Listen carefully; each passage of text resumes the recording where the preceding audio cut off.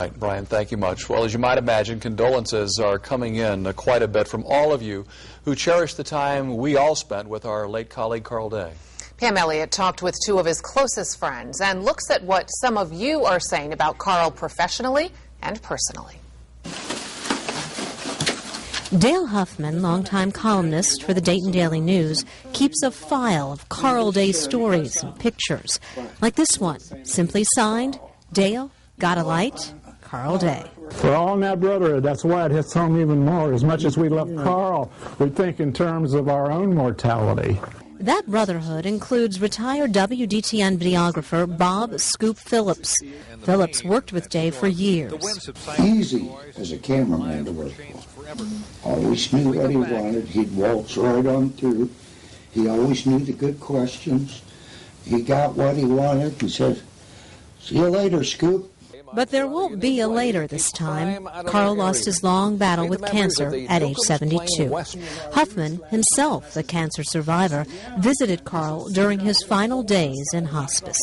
Carl, we just want you to know that you've been a tremendous person in the Miami Valley. And not only do I love you like a brother, but everybody in the Miami Valley, it seems, has a story to tell about you and loves you in so many ways. I just want you to know that you really are loved and appreciated.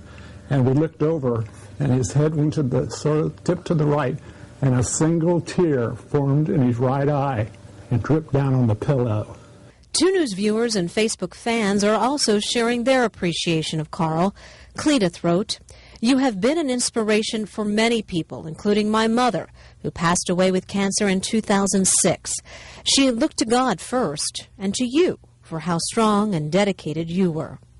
We found this comment from Beth. "I lived in Dayton since 1974, and it seems for so long, Carl has been the soundtrack of my life in this town. And there are so many times I'd hear his voice and so many things I remember that featured that memorable voice." And Kirk shared this. "My sincere condolences go out for family and friends of Carl Day, one of the most respected journalists I have ever had the pleasure of listening to and watching. You will be missed. Keep up the good work in heaven." Read more of the condolences for Carl at WDTN.com and at WDTN on Facebook. Pam Elliott, 2 News on your side. And we've just learned funeral services for Carl will be held Monday, November 22nd at 6 p.m. at Church of the Incarnation. The address is 55 Williamsburg Lane at State Route 48 in Centerville. The public is welcome to attend, and I'm sure there will be plenty of people there to say their goodbyes.